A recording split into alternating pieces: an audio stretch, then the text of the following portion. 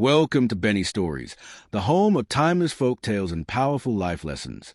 Hit subscribe, tap the bell, and give a quick thumbs up. Now, let's dive straight into today's story. Zainab Adeyemi was a kind of woman who turned heads without effort. At 4 to 6, she was the youngest female billionaire in Lagos, the chairwoman of Adeyemi Holdings. She had everything people dreamed of: mansions, power, fame, and influence.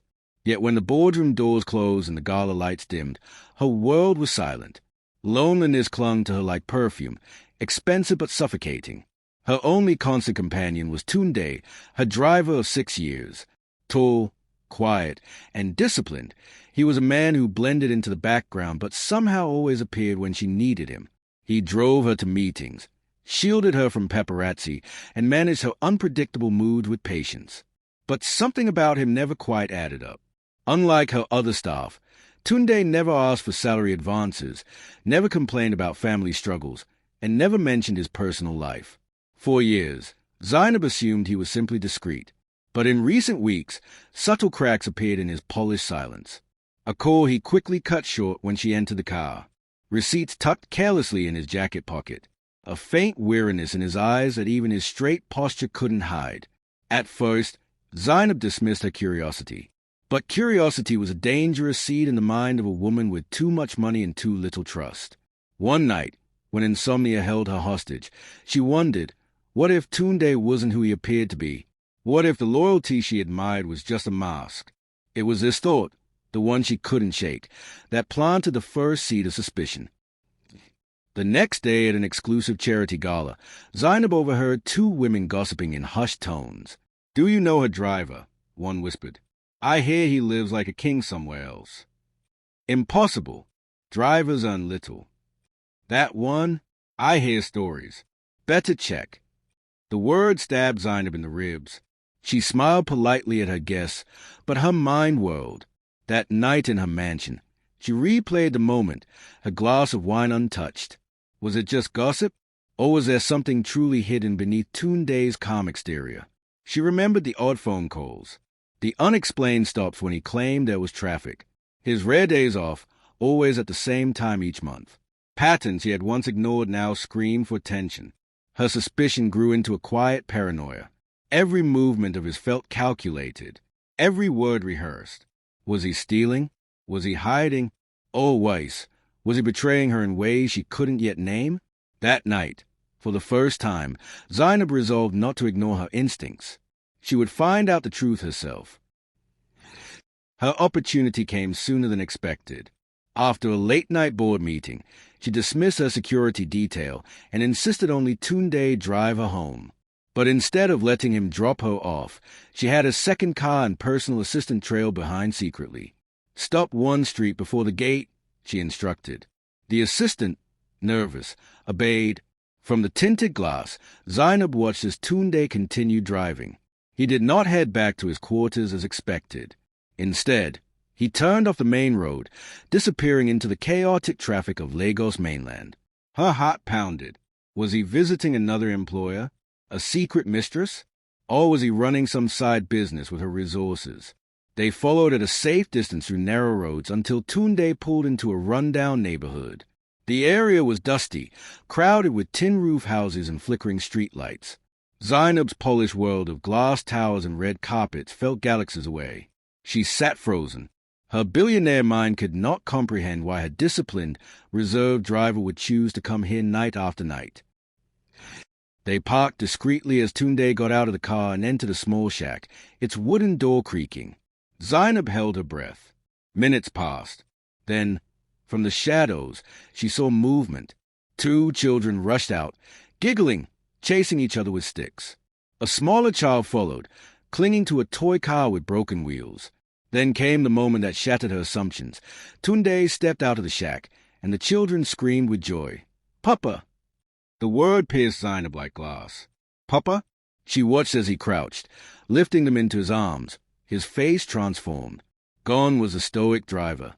Here stood a father full of warmth, kissing their foreheads, listening to their chatter. Then a woman appeared at the door. Thin, frail, and pale, she leaned on the frame, coughing weakly. Tunde rushed to her, supporting her carefully. The children hugged her legs, whispering, "Mama."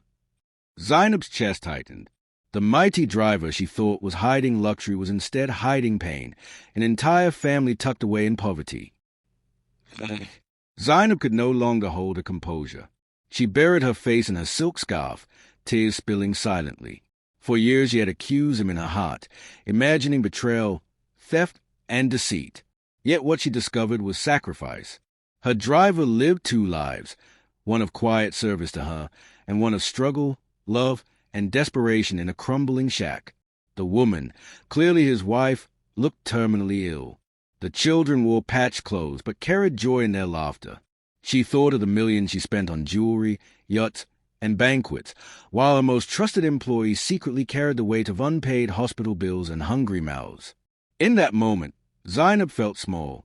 Her suspicion had not just been paranoia, it was blindness. And what she saw that night broke her heart in ways she had never expected. She instructed her assistant, "Drive us back." Not a word of this to anyone. But she knew the secret was now hers too, and it would change everything. The following morning, Zainab sat in the back of a black Range Rover, sunglasses shielding her tired eyes. Tunde drove as he always did, focused, precise, respectful. Yet all she could see was the image of him the night before. His face lit up as he held his children, his hands trembling as he supported his frail wife. She wanted to scream, "Why didn't you tell me?" But she stayed silent, lips pressed together. Later that evening, after a charity dinner, she gave her usual instructions for home.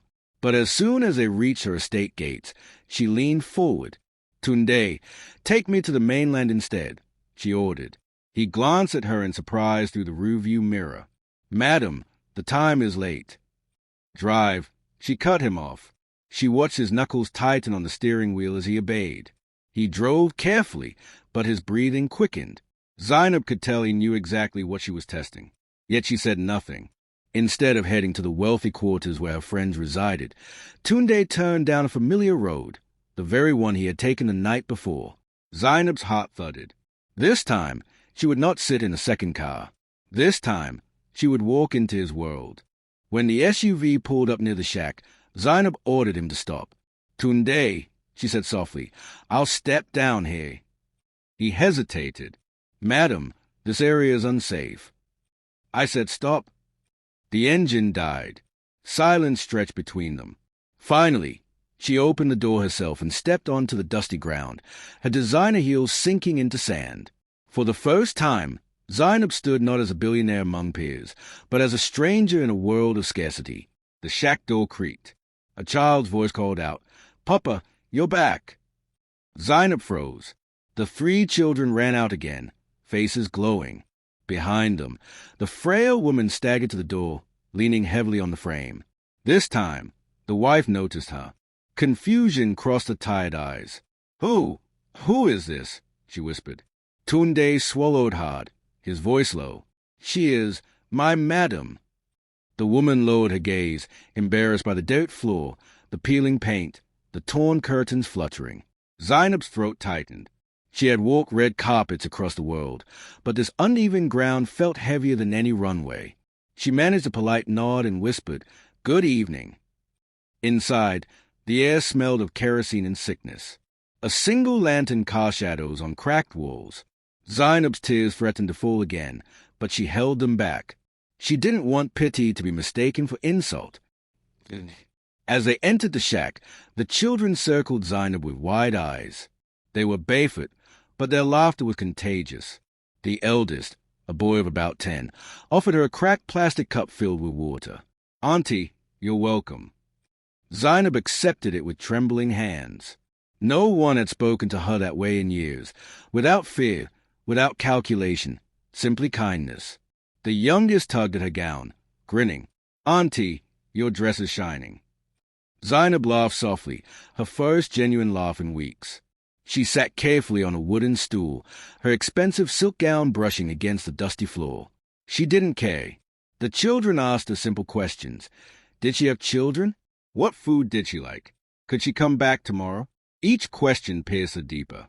She thought of her own massive home, where silence echoed through marble halls. She thought of a dining table, long enough to seat 30 but often left empty. Hey, in this small shack, there was warmth, there was love, and there was a kind of wealth that money had never bought her. For the first time, she envied her driver. Zainab's gaze shifted to the frail woman, whose cough rattled the room. She was introduced as Amina, Tunde's wife. Thin and pale, her strength was fading, but her dignity remained. "Madam, forgive our small home," Amina said weakly, forcing a smile. "My husband worked so hard for you, yet we have little to show." Zainab blinked back tears. "He worked so hard for me." The words hit like stones. She thought of the late nights Tunde had spent waiting outside while she laughed with investors inside five-star hotels. She thought of the storms he had driven through, the long hours he endured, all while a sick wife lay in a shack, needing him. Amina coughed again, a violent fit that left her gasping. Tunde rushed to her side, rubbing her back, whispering prayers under his breath. Zainab's chest constricted. She wanted to help. She wanted to scoop them all out of this crumbling house and drop them into safety. Yet pride held her tongue. She was unsure if her sudden kindness would be accepted or resented. Still, she knew one thing: this secret was bigger than her, and it demanded action. That night, on the drive back to her estate, Zainab sat in silence. Tunde drove, his face expressionless, but his grip on the wheel betrayed unease. He knew she had seen everything. Halfway home, Zainab finally whispered, "Why didn't you tell me?" Tunde's jaw tightened. It is not a master's burden to carry the servant's pain. Her eyes stung. She turned toward the window, hiding her tears. A billionaire, and yet powerless in that moment. For years, she had been surrounded by people who begged her for favors, money, and influence. Yet the one man who served her most faithfully never once asked for anything, not even when his world was collapsing. When they arrived, she lingered in the car, her heart heavy. She wanted to say something, anything, but the words wouldn't form. Instead, she stepped out, heels clicking against marble, her mansion glowing ahead. Yet for the first time, the lights felt cold.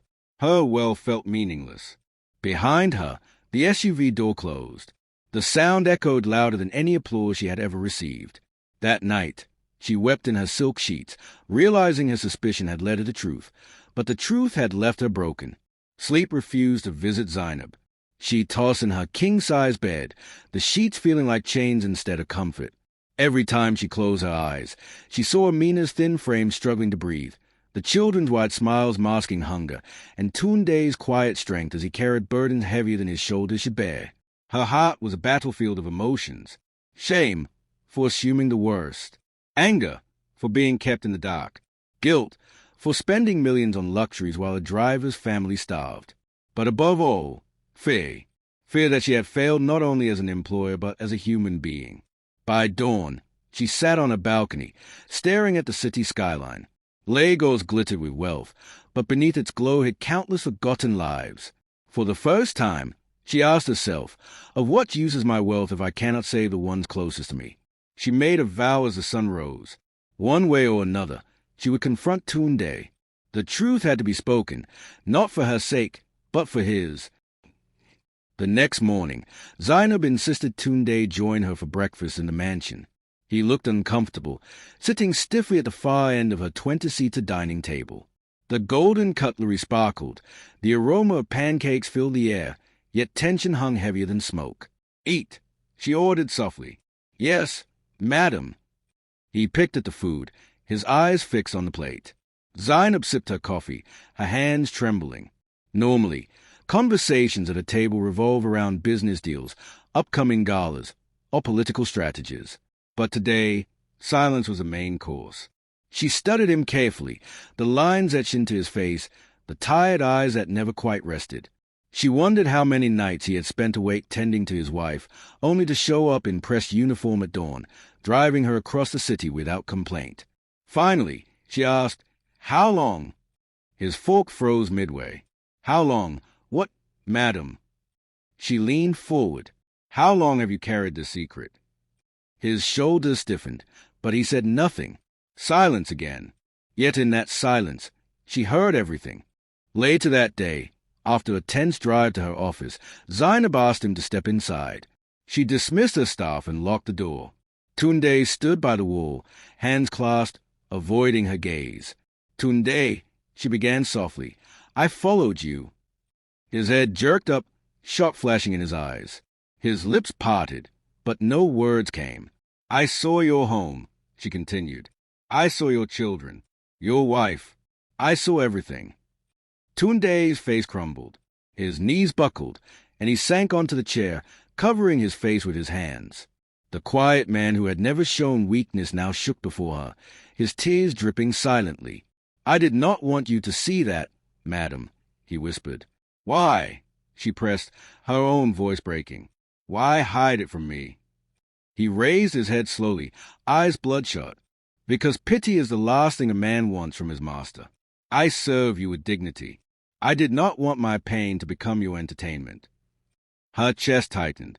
She realized then he had chosen silence not because of pride alone, but because he respected her too much to appear needy. That evening, in the quiet of her office, Tunde finally told his story. Years ago, he had been a promising civil servant. He married Amina, his childhood sweetheart. Life was simple but filled with joy. Then illness struck, cancer. The treatments were expensive, far beyond his salary. He left his government job, humbled himself, and took work as a driver for survival. "For 6 years, I have driven you," he said, voice trembling, "while every kobo I earn goes to medicine. I do extra shift at night, odd jobs, anything I can find. But it is never enough. And every time my wife weakens, I die a little inside. Yet I cannot ask you. I cannot." Zainab's tears spilled freely. The image of him, stoic, unshaken, loyal, now shattered into that of a man breaking daily to keep his family afloat. "Why didn't you trust me?" she whispered. "Because, madam," he said softly, "trust does not pay hospital bills, and your world is too far from mine." The honesty cut her deeper than any lie could have. That night, Zainab drove home in silence, her mind racing. She felt like a fraud. She was praised in magazines for donating millions to international charities, yet the one man closest to her had been drowning right under her nose. In her massive bedroom, she paced restlessly. For the first time, her wealth felt like chains. What good was her empire if she couldn't ease the suffering of a loyal man and his family? She recalled the joy in the children's laughter despite their ragged clothes. She remembered Amina's trembling voice, apologizing for the state of her home. She remembered Tunde's broken confession, his refusal to beg even when desperation consumed him. Her pride shattered. She was no longer the untouchable billionaire. She was just a woman, one who had failed to see the humanity in the man who served her daily. In the mirror, she barely recognized herself. Her eyes were swollen, her cheeks streaked with tears. For the first time in decades, Zainab Adeyemi felt powerless. But in that powerlessness, she also felt a fire ignite. Something had to change. Not tomorrow, not someday, but now. The next week, Zainab told Tunde she needed no driver for the day. But instead of attending a board meeting, she disguised herself in a plain abaya, wrapped a scarf around her head, and ventured to the public hospital she had heard Tunde mention. The whole smelled of antiseptic and despair. Families crowded the corridors, waiting for doctors who were overworked and underpaid. Zainab moved cautiously, her diamond rings tucked away. She asked quietly for Amina and was led to a dim ward. What she saw rooted her to the floor. Amina lay weak on a thin mattress, and 4 tubes taped to her arm. The children sat by her side, eating bread from a plastic bag.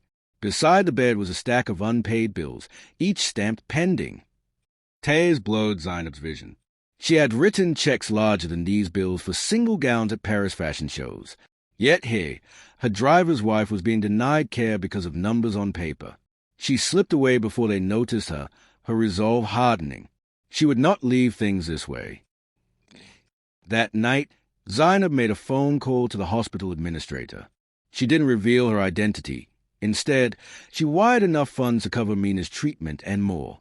The next morning, Tunde arrived at the mansion, confusion and wonder etched on his face. "Madam," he said cautiously, "something strange happened yesterday." She raised an eyebrow. What is it? The hospital.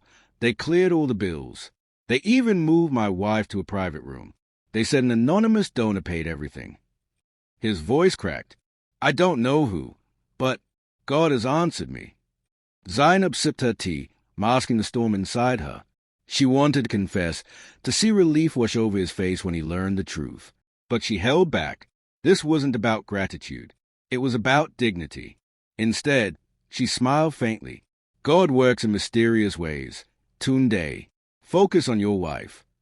He bowed deeply, tears threatening to spill. Yes, madam, thank you. But when he turned away, she finally allowed herself to cry. Weeks later, Tunde invited Zainab to the hospital. For the first time, he initiated a personal request. She agreed, curious and nervous. When she entered the private ward, Amina sat up, healthier than before, her cheeks glowing faintly. The children, dressed in new clothes, jumped with excitement. Tunde knelt before her, tears streaming. Madam, I cannot hide my gratitude. Whoever paid those bills saved my family. If it was you, I beg you, allow me to thank you. Zainab froze, emotion swirling. For a moment, she wanted to deny it, to keep her secret. But the sincerity in his eyes broke her defenses. Yes, she whispered, voice trembling. It was me. The room fell silent. Then Tunde broke down, sobbing openly. He grabbed her hand, pressing it to his forehead. You have given my wife life. You have given my children hope. I can never repay you. Zainab's tears matched his. For once, the barrier between madam and servant dissolved. They were just two souls, bound by humanity. When Amina was discharged, Zainab drove them home herself. The shack still stood, but it no longer looked like despair. It looked like survival. She stepped inside, holding the children's hands, laughing with them. Word spread quickly in the neighborhood. The billionaire had come, not to flaunt, but to sit on a wooden stool and share rides from the same pot as her driver's family. For many, it was a sight more shocking than any scandal. From that day, Zainab's empire began to change. She cut down on frivolous spending. She restructured her foundation, channeling millions into health care for struggling families. She visited communities, not as a queen on a throne, but as a sister among equals. The media tried to spin stories, but she didn't care. She no longer sought applause. What she wanted was legacy. Not the kind built on skyscrapers and magazine covers, but the kind etched in lives saved. And it had all begun with a suspicion she once thought was paranoia. Months later, at the launch of the Adeyemi Hope Foundation, Zainab stood on stage in front of a crowd of journalists, doctors, and families. Tunde stood in the front row, his wife beside him, the children waving proudly. She took a deep breath. 4 years, I lived in palaces but felt empty. I thought wealth was about possessions. But true wealth, she paused, her voice breaking, is the power to heal, to uplift, to give hope. The whole erupted in applause. Cameras flashed. But Zainab's eyes sought only one thing, the grateful smile on Tunde's face. That night, she walked through her mansion, but it no longer felt cold. She carried with her the laughter of children, the strength of Amina, the loyalty of Tunde. Her suspicion had led her down a painful road. Her paranoia had uncovered truth, and that truth had broken her heart wide open, not to destroy her, but to remake her. For the first time, Zainab Adeyemi knew her legacy had finally begun.